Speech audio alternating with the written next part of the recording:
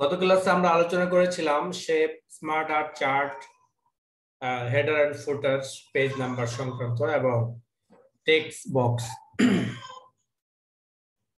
আজকের ক্লাসে আমরা আরো কিছু বিষয়ের উপর আলোচনা করব। তার মধ্য থেকে কুইক পার্টস। এর পূর্বে বলে রাখি, আমরা টেক্সট বক্সের উপর প্রজেক্ট করব, পেজ নাম্বার উপর কিন্তু প্রজেক্ট করব, হেডার এন্ড ফুটার উপর আমরা একটা প্রজেক্ট করব। এই সকল প্রজেক্টগুলো যখন আমরা করব তখন আমরা এটার বিস্তারিত আলোচনা করব। টেক্সট বক্সের অবশ্যই অলরেডি আমরা একটা বিস্তারিত আলোচনা করেছি গত ক্লাসে, যে টেক্সট বক্সের মাধ্যমে আমরা কি কাজ করতে পারবো, কি কি কাজগুলো আমরা করতে পারবো। যদিও একটা প্রজেক্ট দেখানো হয়নি, আমরা ইনশাল্লাহ একটা প্রজেক্ট আপনাদেরকে দেখাবো, অর্থাৎ কিভাবে আমরা ভলান্টিয়ার কার্ড অথবা প্রবেশপত্র অথবা পরীক্ষার কার্ড এই ক্যাটাগরি অথবা আপনার গেট পাস, অনেক ধরনের ছোটখাটো অনেকগুলো ডিজাইনওয়ালা কাজ থাকে যেগুলো আমরা টেক্সট বক্সের মাধ্যমে করে থাকি। কুইক পার্টসের মধ্যে থেকে মূলত আমাদের কাজ কিন্তু একটা, অন্যান্য যে সকল প্রোগ্রামগুলো কমান্ডগুলো আছে ওগুলোতে আমাদের তেমনটা প্রয়োজন নেই। এখানে মতো আমাদের ফিল কমান্ডটা খুব গুরুত্বপূর্ণ। অনেক সময় আপনার ভগ্নাংশ হিসাব বের করার প্রয়োজন হতে পারে।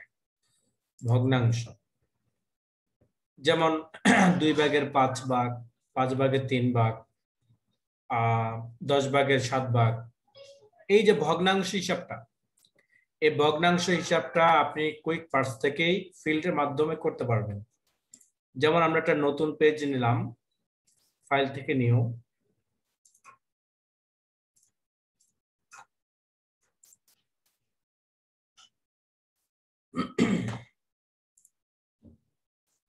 এরপর আমরা চলে গেলাম কুইক পার্টস, ক্লিক করলাম ফিল্ড। যখন আমরা ফিল্ডে ক্লিক করব তখন আমাদের একটা ফিল কোডস একটা ডায়ালগ বক্স আসবে। সেখান থেকে আমরা নিচের দিকে স্ক্রল করার মাধ্যমে আমরা নিচের দিকে যাব, ইকিউ অপশন ক্লিক করব। ইকিউতে ক্লিক করার পরে আমরা ক্লিক করব ফিল কোডস। নিচে যে কমান্ডটা আছে ফিল কোডস, ফিল কোডসে যখন ক্লিক করব তখন ফিল কোডসের ডান পাশে আসবে অপশন। আমরা অপশন ক্লিক করব। অপশন ক্লিক করার পরে আমাদের আরেকটা ডায়ালগ বক্স আসবে যেটার নাম হলো fill option dialog box. Fill option dialog box থেকে আমরা সিলেক্ট করব এফ কোড। এফ সিলেক্ট করার পর এফ এর মধ্যে ডাবল ক্লিক করব অথবা অ্যাড টু ফিল্ড ক্লিক করব। এফ এর মধ্যে ডাবল ক্লিক অথবা যখন অ্যাড টু ফিল্ডে ক্লিক করব তখনই আমাদের নিচের ঘরের মধ্যে ইকিউর পাশেই এই কোডটা চলে আসবে। আমরা অ্যাড টু ফিল্ড ক্লিক করলাম, ফলে আমাদের এই এফ এর যে কোডটা আছে সেটা চলে আসবে। আসার পরে আমাদের কাজ কি? আমাদের কাজ হলো এই যে ব্র্যাকেটের ভিতরে একটা কমা আছে, কমার আগে হবে আমাদের উপরে বর্ণটা এবং কমার পরে হবে নিচে বর্ণটা, অর্থাৎ কমাটা হলো মাঝখানে রেখা, লাইন। যেমন আমরা 5 ভাগের 3 ভাগ, তাই আমরা 3 ভাগ 3টাই লিখবো আগে, এরপর কমার পরে লিখবো 5, এরপর আমরা ওকে বাটন প্রেস করব, ফলে আমাদের 5 ভাগের 3 ভাগের এই হিসাবটা চলে আসবে। আমি আবারও দেখাচ্ছি। আমরা কুইক পার্টসে যাব, সেখান থেকে যাব ফিল কোড, ফিল্ডে যাব, ফিল্ডের থেকে স্ক্রল বারের মাধ্যমে নিচের দিকে গেলেই পাবো ইকিউ, অর্থাৎ ইকুয়েশন। ইকিউতে যখন ক্লিক করব তখন ফিল কোড একটা কমান্ড আসবে, অপশন আসবে, সেখানে আমরা ক্লিক করব, তার ডান পাশে পাবো অপশন নামে আরেকটা সিলেক্ট কমান্ড।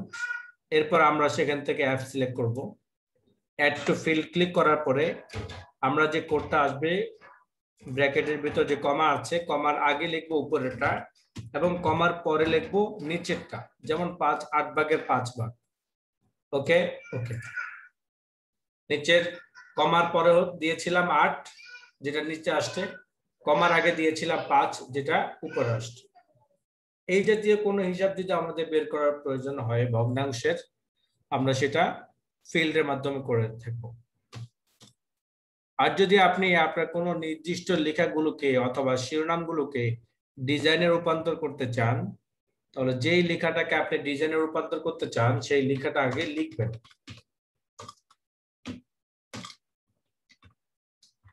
লেখার পরে আপনাকে সিলেক্ট করতে হবে। সিলেক্ট করার পর আপনাকে ক্লিক করতে হবে ওয়ার্ড আর্ট। যখনই আপনি ওয়ার্ড আর্ট ক্লিক করবেন তখন কিছু স্টাইল আসবে এখান থেকে। আপনি কোন স্টাইল চাচ্ছেন, আপনার কোন স্টাইলটা আপনার পছন্দ, যে স্টাইলটা আপনার পছন্দ হবে আপনি সেই স্টাইলের মধ্যে ক্লিক করবেন। যখনই সেই স্টাইলের মধ্যে ক্লিক করবেন তখন সেই স্টাইলটা কোন ফন্টের হবে, কোন সাইজের হবে, ইটালিক হবে কি বোল্ড হবে ইত্যাদিগুলো সিলেক্ট করার জন্য একটা ডায়ালগ বক্স আসবে। প্রথমে আপনি ফন্ট বক্স থেকে ফন্ট সিলেক্ট করে দিবেন, যে ফন্ট আপনি কাজ করেছেন। যদি আরবি হয়ে থাকে আরবি, বাংলা হয়ে থাকে বাংলা, ইংলিশ হয়ে থাকলে ইংলিশ, অর্থাৎ যে ফন্টে আপনি কাজটা করেছেন সেই ফন্টটা আপনাকে এখান থেকে সিলেক্ট করে দিতে হবে। যখন আপনি সিলেক্ট করে দিবেন তখন আপনার ফন্টটা নির্দিষ্ট হয়ে যাবে। এরপর আপনি সাইজ দিতে চান কত সাইজ, এই সাইজটা এখান থেকে নির্ণয় করতে পারেন। বোল্ড করলে বোল্ড, ইটালিক যদি করতে চান ইটালিক, অথবা যদি ইটালিক না করেন তাহলে আনইটালিক অথবা আনবোল্ড ক্লিক করবেন। এরপর ওকে, যখন আপনি ওকে বাটন প্রেস করবেন তখন আপনার লেখাটা একটা টেক্সটে রূপান্তর হয়ে যাবে, অর্থাৎ টেক্সট বক্সের মতো, শেপের মতো। যেভাবে আমরা পিকচার গুলোকে অথবা শেপ বক্স গুলোকে আমরা যেভাবে ছোট বড় করেছি ঠিক সেভাবে আমাদের টেক্সট এই লেখাটাকে অনেকটা ওই ক্যাটাগরি হয়ে যাবে। নরমালি আমরা যখন টেক্সট লিখি তখন আমরা প্রতিটা বর্ণের পরে কার্সরটাকে নিয়ে যেতে পারি, কিন্তু এক্ষেত্রে সেটা হবে না। এক্ষেত্রে আপনার লেখাটা পুরো অ্যাডজাস্ট হয়ে যাবে, একটা ডিজাইনের রূপান্তর হয়ে যাবে। চাইলে ডিজাইনগুলোকে আপনি চেঞ্জ করতে পারেন। ওয়ার্ড আর স্টাইল আছে, এখান থেকে কোন স্টাইলটা আপনার পছন্দ, যে স্টাইলটা পছন্দ হবে সেই স্টাইলের মধ্যে ক্লিক করবেন। চাইলে এটাকে কালার করতে চাইলে কালার করতে পারেন, শেপ ফিল, কি কালার দিবেন আপনি, যে কালার দিতে চান। মোর ফিল কালার আছে। যদি পিকচার দিতে চান লেখার ভিতরে পিকচার দিতে পারবেন। গ্রেডিয়েন্ট দিতে চাইলে গ্রেডিয়েন্ট দিতে পারবেন। টেক্সচার দিতে চাইলে টেক্সচার দিতে পারবেন। আর যদি প্যাটার্ন দিতে চান সেটাও পারবেন। অর্থাৎ একটা টেক্সট বক্সের ভিতর আমরা যে সকল ডিজাইনগুলো ব্যবহার করতে পারি ঠিক আমাদের এই লেখার মধ্যেও আমরা ওই সকল ডিজাইনগুলো ব্যবহার করতে পারবো। অর্থাৎ যেমন আমরা প্যাটার্ন ব্যবহার করতে পারি, টেক্সচার ব্যবহার করতে পারি, গ্রেডিয়েন্ট ব্যবহার করতে পারি, আবার চাইলে পিকচার ব্যবহার করতে পারি। আমরা পিকচার ক্লিক করলাম, ক্লিক করার পর আমরা পিকচারটাকে চুজ করে দেব যে আমরা কোন জায়গা থেকে কোন পিকচারটা দিতে চাই সেটা আমরা চুজ করতে হবে, অর্থাৎ সিলেক্ট করতে হবে। আমরা যেখানে আমাদের পিকচারটা থাকবে সেখান থেকে আমরা পিকচারটাকে সিলেক্ট করে দিয়ে ইনসার্ট ক্লিক করব, ফলে সেই পিকচারটাই আমাদের লেখার ভিতরে চলে আসবে। আবার যদি স্বাভাবিক রাখতে চান তাহলে অটো কালার ব্যবহার করবেন। আর যদি শেপ আউটলাইন ব্যবহার করতে চান, যেমন লেখার চারপাশে যেটা বর্ডার গিয়েছে সেই বর্ডারটা কালার করতে চাইলে কালার করতে পারবেন। আবার বর্ডারটাকে চিকন মোটা করতে চাইলে, ড্যাশ ড্যাশ করতে চাইলে, প্যাটার্ন করতে চাইলে, অর্থাৎ বর্ডারটাকে যদি বিভিন্ন স্টাইল করতে চান সেটাও করতে পারবেন, যেভাবে আপনি টেক্সট বক্সের ক্ষেত্রে করেছিলেন। আবার চাইলে এটাকে শ্যাডো ইফেক্ট দিতে পারেন। আপনার যদি আপনার লেখার পিছনে একটা ছায়া দিতে চান, শ্যাডো দিতে চান, যেটাকে শ্যাডো বলে। আবার যদি লেখাটাকে 3D স্টাইল করতে চান সেটাও করতে পারবেন। আপনি কোন স্টাইল করতে চান, 3D স্টাইল কোন কালার হতে পারে সেটাও আপনি দিতে পারেন। এভাবে আপনি স্টাইলটাকে ঘুরাতে পারবেন, মুভ করতে পারবেন, অর্থাৎ রোটেট করতে পারবেন।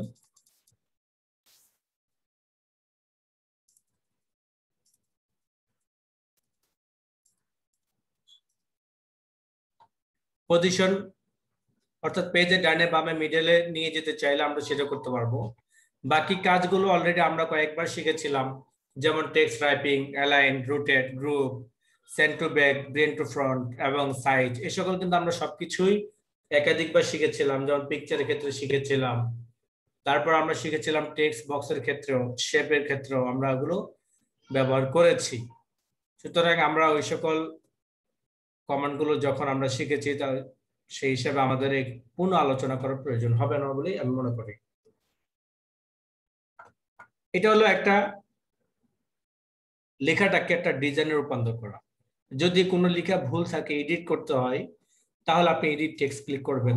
এরপর আপনি কি এডিট করতে চান, যেমন আকরাম, স্পেস ব্যবহার করব। তো স্পেস দেওয়ার পর আমরা ক্লিক করলাম ওকে, তখন আমাদের স্পেসটা এখানে পড়ে যাবে। স্পেলিংটাকে যদি আপনি যে মাঝখানে যে ক্যারেক্টার স্পেসিংটা আছে সেটা স্পেসিং কমাতে চাইলে বাড়াতে চাইলে সেটাও করতে পারবেন। ভার্টিক্যাল সিস্টেম করতে চাইলে ভার্টিক্যাল সিস্টেম করতে পারবেন, আবার ইভেন্ট হাইট করতে চাইলে সেটাও করতে পারবেন। এগুলো কিন্তু ইফেক্ট, লেখার মধ্যে বিভিন্ন ধরনের ইফেক্ট ব্যবহার করা গুলো।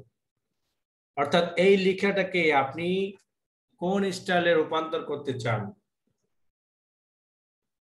কোন স্টাইলটার কি কাজ, সবকিছু এখানে বিস্তারিত দেওয়া আছে।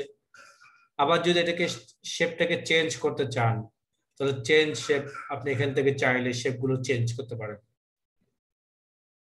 অর্থাৎ আপনার লেখাটাকে আপনি কোন ভাবে সাজাতে চান, যেভাবে আপনার মন চাবে আপনি চাইলে সেভাবেই সাজাতে পারবেন। যখন ডিলিট করতে চান বা এটাকে ছোট বড় করতে চান তাহলে টেক্সট বক্সের মতো এই পয়েন্টগুলোকে এভাবে ধরে আমরা ছোট বড় করতে পারবো। যদি ডিলিট করতে চান তাহলে ক্লিক করার পর ডিলিট, তাহলে লেখাটা মুছে যাবে। এবার আসেন ড্রপ ক্যাপ। ড্রপ ক্যাপ সাধারণত আমাদের আমরা পত্রপত্রিকার ক্ষেত্রে ব্যবহার করে থাকি। যেমন একটা সময় ব্যবহার হতো, এটা এখন অবশ্যই ব্যবহার হয় না, যে একটা প্যারা শুরু অথবা একটা গল্পের শুরু প্রথম বর্ণটা একটু বড় সড়ো থাকে। কি পরিমাণ বড় সড়ো থাকে? হয়তো 2 লাইন পরিমাণ বা 3 লাইন পরিমাণ। যেমন মাটির, মাটির মা শব্দটাকে একটু বড় করা হয়। এটা অবশ্যই আপনার ফন্টের মাধ্যমে না, যে এখানে আপনি 20 দিয়েছেন তাই বলে মাটি লেখাটা বড় হয়েছে এমন কিন্তু না। আপনি 50 ব্যবহার করছেন এভাবে করেছে কিন্তু এমনটা না, এটা কমান্ডের মাধ্যমে করেছে। সেটা কিভাবে করবো? অর্থাৎ কতটুকু লেখাটাকে আমরা বড় করতে চাই ততটুকু লেখাটাকে আমরা সিলেক্ট করব। সিলেক্ট করার পরে আমরা চলে যাব ইনসার্ট থেকে ড্রপ ক্যাপ। সেখানের মধ্যে আমরা 4টি কমান্ড পাবো। একটি নাম হলো নান, অর্থাৎ কোন ধরনের ড্রপ ইট ব্যবহার হবে না। আর হলো ড্রপ ইট, অর্থাৎ আমরা একটা ড্রপ ব্যবহার করতে চাই। আর হলো ইন মার্জিন, ড্রপ ইটটা আমরা ব্যবহার করতে চাই ড্রপ ক্যাপ, তবে সেটা মার্জিনের বাহিরে। এটা একটা স্টাইল। আমরা আগে ড্রপ ইট দিয়ে দেখি, ড্রপ ইট ক্লিক করলাম, এখন দেখেন আমার মা শব্দটা এই পরিমাণ বড় হয়েছে যে পরিমাণ 3টা লাইন আছে, 3টা লাইন পরিমাণ বড় হয়েছে।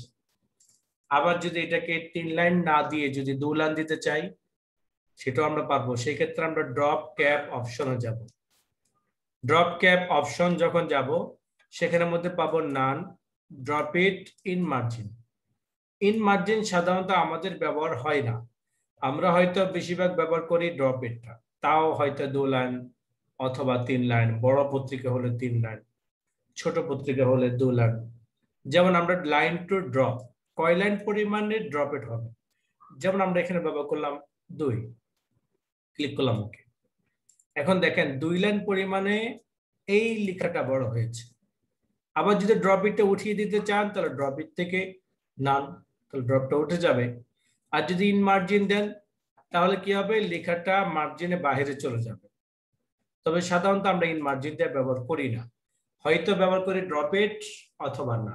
আমরা নান দিয়ে কমান্ডটাকে উঠিয়ে দিলাম। সিগনেচার লাইন, এটা আমাদের প্রয়োজন নেই। ডেট এন্ড টাইম, আজকে কয় তারিখ, এখন কয়টা বাজে, এর একটা ডেট যদি আপনি এখানে আনতে চান, প্রয়োজন যদি হয় কখনো, যেমন আপনি এটা প্রিন্ট দিবেন, এই প্রিন্টটা কত তারিখে, কত মিনিটে, কত সেকেন্ডে হয়েছে এর একটা রিপোর্ট ওই কাগজের মধ্যে থাকবে। বিশেষ করে ল্যাবরেটরি অর্থাৎ ডায়াগনস্টিকের যে ইয়েগুলো আছে, রিপোর্টগুলো বের হয়, সেখানের মধ্যে কিন্তু তারিখ টাইম সহ লেখা থাকে। এই জাতীয় আরো অনেক ক্যাটাগরি কাজ আছে যেগুলো এই ডেট টাইম এগুলো থাকে। আপনি যদি চান দিতে তাহলে কিন্তু আপনি লিখেও দিতে পারেন। যেমন আজকে 25 তারিখ আমরা লিখলাম 25/05/2021, আমি কিবোর্ড থেকে টাইপ করে দিলাম। আবার একই জিনিস কিন্তু আমি টাইপ না করে কমান্ডের মাধ্যমে আনতে পারবো, সেটা হলো ডেট এন্ড টাইমের মাধ্যমে। ডেট এন্ড টাইম সেখানে অনেকগুলো ফরম্যাট আছে। একটা আছে 5 মাস 25 তারিখ 2021, আরটা আছে টুইসডে মে 25, কমা 2021। এগুলো কিন্তু ফরম্যাট, আপনি কোন ফরম্যাটে এটাকে দিতে চান। বারটাকে একদম পুরো নাম হিসাবে, মাসটাকে পুরো নাম হিসাবে, এবং তারিখটা 25/2021 এই সিস্টেমে দেবেন, না মে 25/2021, না 5/25/21, না 2021/5/25, না 25 মে 21, কোন ফরম্যাটে দিতে চান, টাইম সহ সেকেন্ড সহ সবকিছুই আছে। জাস্ট ক্লিক করবেন, সেটা আপনার স্ক্রিনে চলে আসবে। এটা হলো ডেট এন্ড টাইমের গুরুত্বপূর্ণ একটা কাজ। যদিও এটা আমাদের প্রয়োজন হবে না, তারপরে যদি কখনো ওই ক্যাটাগরির প্রতিষ্ঠানগুলোতে যদি চাকরি করেন সেই ক্ষেত্রে হয়তো লাগতে পারে, সেটা কমান্ডটা জেনে রাখা আবশ্যক। এবার আসেন অবজেক্ট। অবজেক্টের মাধ্যমে আমরা মূলত দুটি কাজ করি। একটি কাজ খুব গুরুত্বপূর্ণ, বিশেষ করে যারা পাবলিকেশন লাইনে কাজ করবেন। পাবলিকেশন লাইনের মধ্যে দেখবেন বিশেষ করে নোট গাইড এই সকল বইগুলোতে তাদের অধ্যায় ভিত্তিক বা তাদের বই ভিত্তিক উপরে একটা শিরোনাম ব্যবহার করা হয়। উপরে যে শিরোনামটা ব্যবহার করা হয় সেই শিরোনামের মধ্যে ডাইনে বামে বা মিডলে অথবা একটা ডিজাইনের মধ্যে ওই শিরোনামটা লেখা হয়। মূলত এখানে ডিজাইনটা সেট করার সিস্টেমটা হলো অবজেক্ট। এই হলো অবজেক্টের একটা কাজ। অবজেক্টের আরেকটা কাজ হলো আপনি যদি এমন কিছু কাজ যেটা লেখার মাঝে বসাতে চান, পিকচার, সেটা পিকচার কিন্তু সেটা অটোভাবে বসাতে চান। এক্সাম্পল, আপনি যেমন সিম্বল ব্যবহার করেছেন, যেমন লিখেছিলাম এখানে আকরাম, এরপর আমরা ব্যবহার করেছি একটা সিম্বল। সিম্বলে যাওয়ার পর আমরা মোর সিম্বলে যাব, সেখান থেকে যে কোনো একটা প্রতীক আমরা সিলেক্ট করে দেব, ইনসার্ট ক্লিক করলাম, এরপর আমরা লিখলাম আশরাফ। এই যে আমার লেখার মিডলে যে একটা সিম্বল ব্যবহার করেছি, আমি যদি চাই আমার কোনো একটা পিকচার এখানে ব্যবহার করতে, তাহলে তো অবশ্যই আমাকে পিকচার আনার জন্য পিকচার আনতে হবে। সেই পিকচার যদি আমি আনি, এটাকে ছোট করে এখানে সেট করতে হবে, এবং যখন লেখাটাকে আমরা বড় ছোট করব তখন আমার সেই পিকচারটা নড়ে চড়ে যেতে পারে, অর্থাৎ এটার সাথে মিলে থাকবে না। এটার সাথে মিলে থাকার জন্য, অ্যাডজাস্ট হওয়ার জন্য আমাদেরকে অবশ্যই অবজেক্টের মাধ্যমে এটাকে সিম্বলের মতো তৈরি করতে হবে।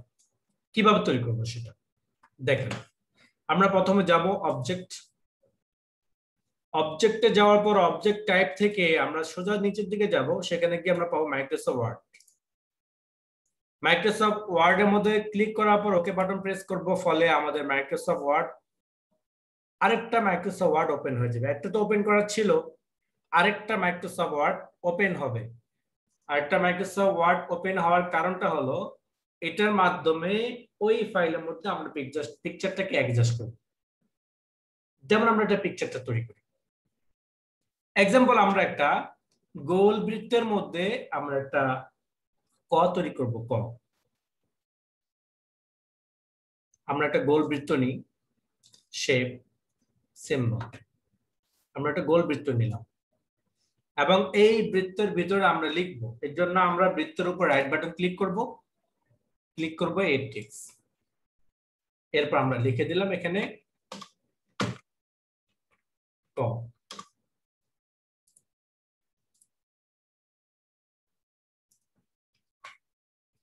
ক লেখার পরে আমরা এটাকে মিডল আনলাম এবং এটাকে বড় করে নিলাম। বড় করার পরে আমরা এই বক্সটাকে কালো করে দেব। এর জন্য আমরা চলে যাব ইনসার্ট। ইনসার্টে যাওয়ার পর আমরা ক্লিক করব শেপ। ফরম্যাটে যাব, ফরম্যাটে ক্লিক করব শেপ ফিল কালার থেকে ব্ল্যাক। তাহলে আমাদের এই কালো বক্সের ভিতরে ক লেখাটা হয়ে গেল। আপনারা অনেক বইগুলোতে পাবেন ক খ গ ঘ এই ক্যাটাগরি কিছু কাজ পাবেন।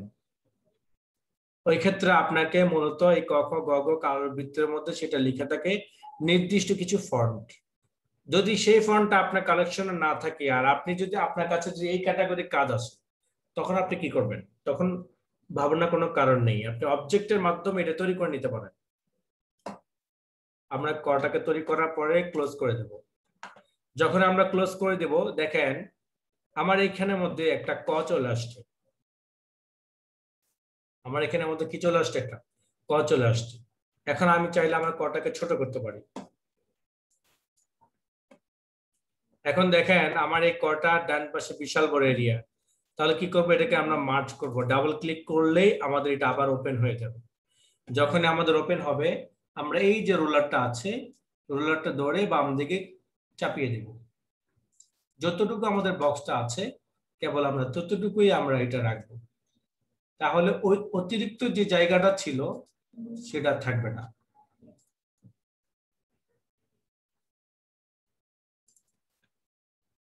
পজিশন আমরা সেন্টার দিয়ে দিলাম, ক্লোজ করে দিলাম।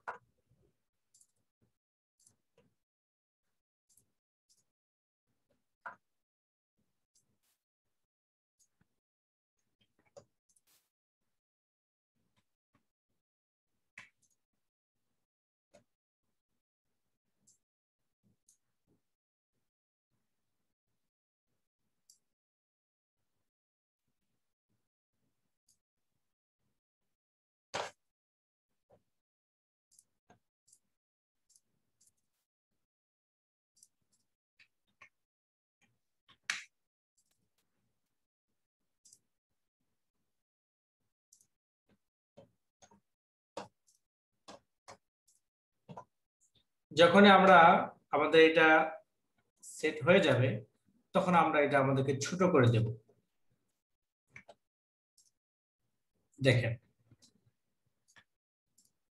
এটা যখন আমরা ছোট বড় করব, আমাদের লেখার সাথে কিন্তু আমার ওই লেখাটা কিন্তু তার স্থান অ্যাডজাস্ট হয়ে কিন্তু সে যাচ্ছে, যদিও বা ছোটই আছে, কিন্তু সেটা তার স্থানে কিন্তু বহাল নেই, সেটা তার সাথে অ্যাডজাস্ট হয়ে যাচ্ছে। কিন্তু আপনি যদি এখানে কটাকে বা বক্স আকারে যদি এখানে তৈরি করে দেন, তাহলে কিন্তু সেটা আপনার লেখার সাথে বা বড় ছোট যখন হবে তখন অ্যাডজাস্ট থাকবে না, সেটা তার স্থানে থেকে যাবে। এই ক্যাটাগরি যদি আপনি সিম্বল, অনেকটা সিম্বলের মতো এটাকে তৈরি করতে হয়।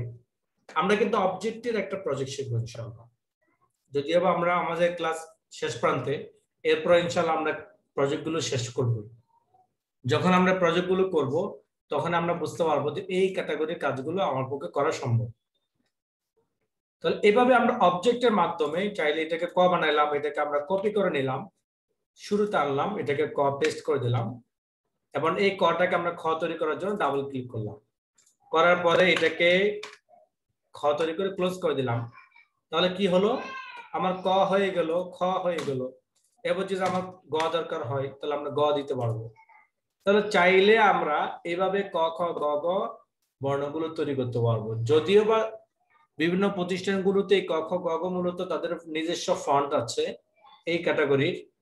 আপনি চাইলে, আপনার যেহেতু ফন্ট কেনার মতো সামর্থ্য নেই, সুতরাং আপনি এভাবে তৈরি করে নিতে পারবেন। যে হুবহু তার মতো হবে না এমন কিন্তু না, দেখেন অনেকটা কিন্তু তার মতোই। আপনি চাইলে বক্সগুলোকে আরো কিছু ডিজাইন করতে পারেন আপনি ইচ্ছা দেন, যেভাবে ইচ্ছা আপনি এভাবে অবজেক্টের মাধ্যমে অনেকটা যে কোনো ডিজাইনকে সিম্বল মতো তৈরি করতে পারবেন। অবজেক্টের মধ্যে থেকে আরেকটা কাজ আছে, অবজেক্টের মধ্যে আপনি আরেকটা কাজ পাবেন, সেটা হলো text from file. Text from ফাইলের কাজ হলো, আপনার কম্পিউটারের কোন একটা ফাইল আছে, আপনি চাচ্ছেন সেই ফাইলটাকে সংস্করণ করতে, অথবা ওই ফাইলের নির্দিষ্ট কিছু লেখা আপনার প্রয়োজন, তাই ওই ফাইলের লেখাগুলোকে আপনি কপি করে আপনার ওপেন করা ফাইলের মধ্যে আনতে চান। যদিও বা সিস্টেমটা হলো প্রথমে ফাইলে যেতে হবে ওপেন, এরপরে যে ফাইলটা আমরা আনবো সেই ফাইলটা ওপেন করব, ক্লিক সিলেক্ট করার পর আমরা কপি করে নেব, এরপর আমাদের ফাইলের মধ্যে পেস্ট করে দেব, যদিও বা সিস্টেম এইটা। কিন্তু আমরা এত রাস্তা না গড়ে আমরা সংক্ষিপ্ত রাস্তায় চলে যাব। এর জন্য আমাদের ক্লিক করতে হবে object, text from file. Text from ফাইলে যাওয়ার পর কোন ফাইলের লেখাগুলোকে আমরা আনতে চাই, যে ফাইলের লেখাগুলোকে আমরা আনতে চাই সেই ফাইলের মধ্যে ক্লিক করার পর আমরা ক্লিক করবো ইনসার্ট। ফলে কি হবে, ওই ফাইলের লেখাগুলো আমাদের এই ফাইলে কপি হয়ে চলে আসবে, অর্থাৎ কপি পেস্ট হয়ে যাবে। ওই ফাইলের যে লেখাগুলো আছে তা ওখানে থাকবে এবং কপি হয়ে আমাদের এখানে পেস্ট হয়ে যাবে। এটা হলো টেক্সট ফ্রম ফাইলের মাধ্যমে কাজ। আর যদি আপনি গণিতের কোনো কাজ করতে চান, তাহলে আপনাকে ক্লিক করতে হবে ইকুয়েশন।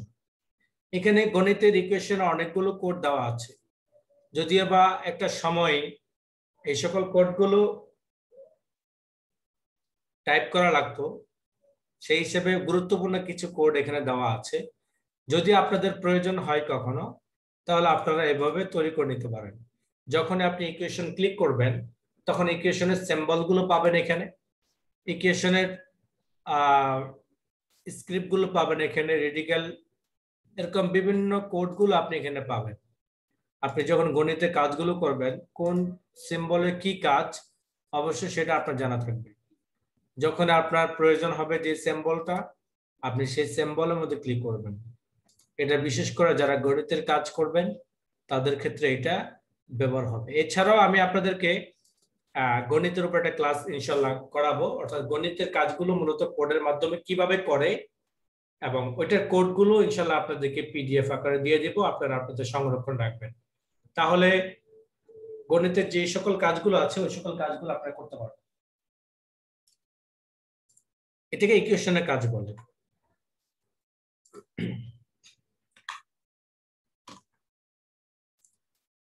ইকুয়েশনের পরে পাবেন সিম্বল। সিম্বল সম্পর্কে কিন্তু আমরা অনেক পরিচিত।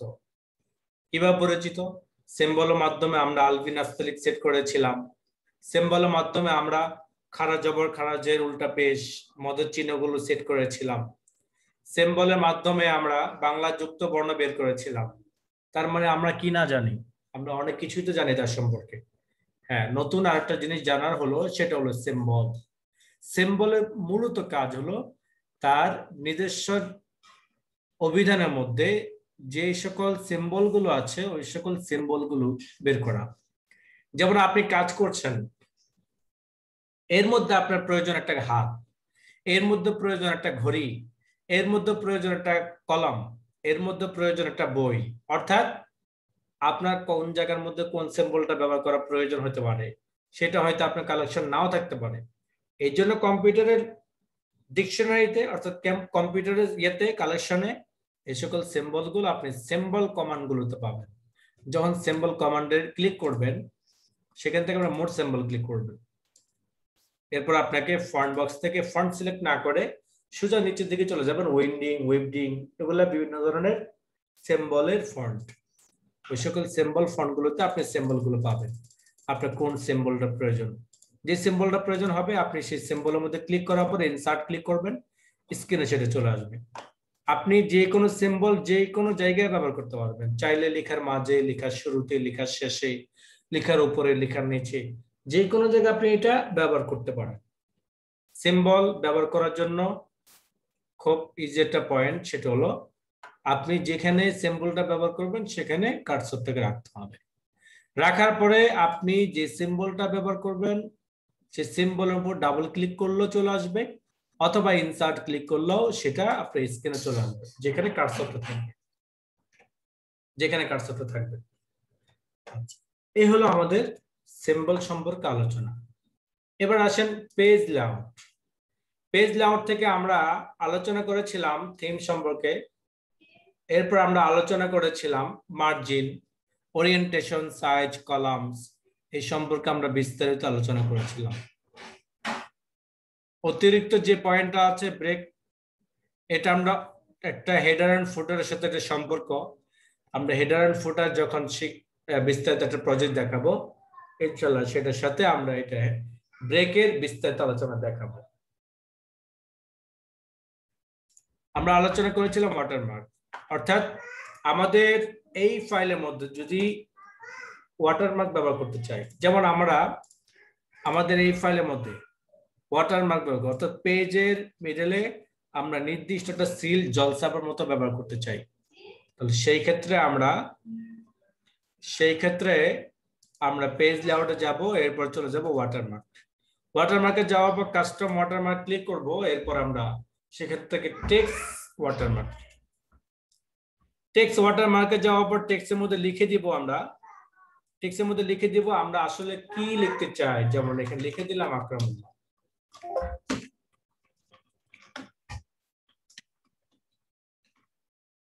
এরপর ওয়াটারমার্কটা কোন সিস্টেমে হবে, ডায়াগোনাল সিস্টেমে হবে না হরিজন্টাল সিস্টেমে? অর্থাৎ পাশাপাশি সিস্টেম হবে না কোনা কোনা সিস্টেম। এবং সেটা যদি কোনো নির্দিষ্ট কালার করতে চান সেটা করতে পারবেন এবং ক্লিক করবেন ওকে, তাহলে সেটা জলসাবার মতো দেখেন পেজের মিডলে যাবে। এটা হলো হরিজন্টাল সিস্টেম। আর যদি বলেন ডায়াগোনাল সিস্টেম কোনাকুনি, তাহলে আপনাকে কাস্টম ওয়াটারমার্কে যেতে হবে, সেখান থেকে ডায়াগোনাল ক্লিক করার পর অ্যাপ্লাই ক্লিক করবেন, তখন দেখবেন যে এই লেখাটা কোনাকুনি যাবে। যদি এটাকে উঠিয়ে দিতে চান তাহলে রিমুভ ওয়াটারমার্ক। যদি পেজটাকে কালার করতে চান কালার করেন, যে কোনো কালার চুজ করে নিতে পারেন। আরো যদি কালার চান ফিল ইফেক্টে যাবেন, সেক্ষেত্রে 1 কালার 2 কালার প্রেজেন্ট এগুলো আমরা আলোচনা করেছিলাম, টেক্সচার প্যাটার্ন পিকচার, আমরা যেটা দিতে চাই সেটা আমরা দিতে পারবো, তবে এটা প্রিন্ট হবে না। পেজ কালারটা উঠিয়ে দেওয়ার জন্য নো কালারস চলে যাবে। যদি পেজ বর্ডার দিতে চাই তাহলে আমরা পেজ বর্ডার চলে যাব, সেখান থেকে পেজ বর্ডার ক্লিক করলে এখানে আমরা অনেক ধরনের স্টাইল পাবো। আবার চাইলে কালার করতে পারবো, আবার চাইলে এটাকে চিকন মোটা করতে পারবো।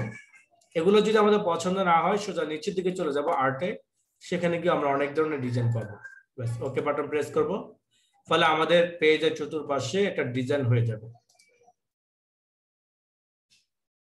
যদি উঠিয়ে দিতে চাই তো নান ওকে। যদি কোনো লেখার মধ্যে যদি আমরা বর্ডার ব্যবহার করতে চাই তাহলে বর্ডার যাব, সেখান থেকে ক্লিক করব বর্ডার, এরপর এখান থেকে আমরা কোনো বর্ডার চুজ করে দেব, ওকে বাটন প্রেস করব। বর্ডার কালার করতে চাইলে সেটা করতে পারবো আমরা। বর্ডারটা কোন কালার দিতে চাই, যে কালার দিতে চাই সেই কালারটা আমরা এখান থেকে চুজ করে নেব আমাদের পছন্দ অনুযায়ী। যদি বর্ডারটা উঠিয়ে দিতে চাই তাহলে নান ক্লিক করার পর ওকে বাটন প্রেস করব, তাহলে আমাদের বর্ডারটা চলে যাবে। আর যদি লেখার মধ্যে যদি আমরা কোনো শ্যাডো ব্যবহার করতে চাই, যেটা আমরা হাইলাইট কালার বলি, সেই ক্ষেত্রে আমরা শেডিং কালার ক্লিক করব। কালারটা কোন কালার দিতে চাই, এরপর কালারটা কালার পার্সেন্টেজ কমিয়ে দিতে চাইলে বাড়াতে চাইলে সেটা আমরা করতে পারবো। অটোমেটিক কালার যে ব্যবহার করি তাহলে অটোমেটিক কালার ক্লিক করবো, ওকে কালার ক্লিক করব, তাহলে আমাদের কালারটা পার্সেন্টেজ কমবে। আর যদি উঠিয়ে দিতে চাই তাহলে আমরা কালার থেকে no colour okay button press করব। অটো কালার যেটা আছে সেটা অটো কালার থেকে আমরা শেডিং কালার থেকে অটো,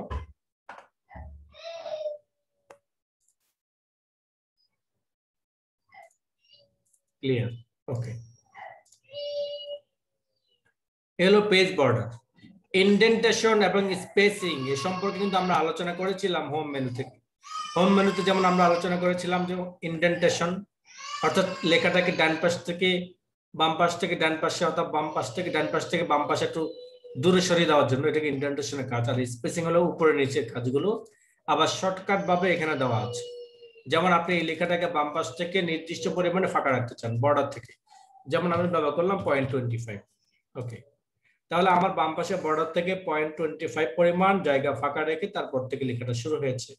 এবং যদি আমরা ডান পাশ থেকে করতে চাই তাহলে আমরা ডান পাশে পরিমাণ দিয়ে দিলাম যতটুকু দরকার, এটাকে ইনডেন্টেশন। তবে এটা জিরো থাকবে, জিরো থাকা মানে হলো এটা টেক্সট বাউন্ডারির সাথে লেগে থাকবে।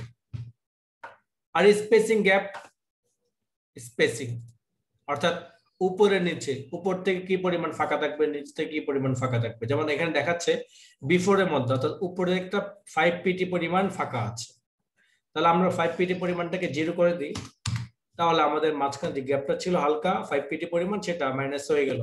আবার যদি আমরা এখানে বসিয়ে দিই 5 পিটি না দিয়ে আমরা 10 পিটি দিই, তাহলে 10 পরিমাণ অর্থাৎ মাঝখানে গ্যাপটা একটা প্যারা থেকে আরেকটা প্যারা দূরত্ব হয়ে যাবে।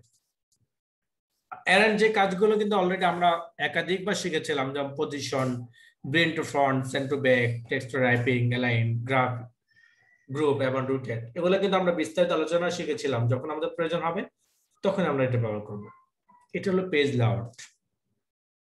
আমাদের মূলত মাইক্রোসফট ওয়ার্ডের মূল যারা 7 ভার্সন ব্যবহার করেন, যারা 10 ভার্সন ব্যবহার করেন অর্থাৎ 7+, 7, 10, 13, 16, 14 যারা অর্থাৎ যে যেটাই ব্যবহার করেন না কেন 7+, তাদের মূলত এই 4টা মেনুর কাজ, file, home, insert, page layout.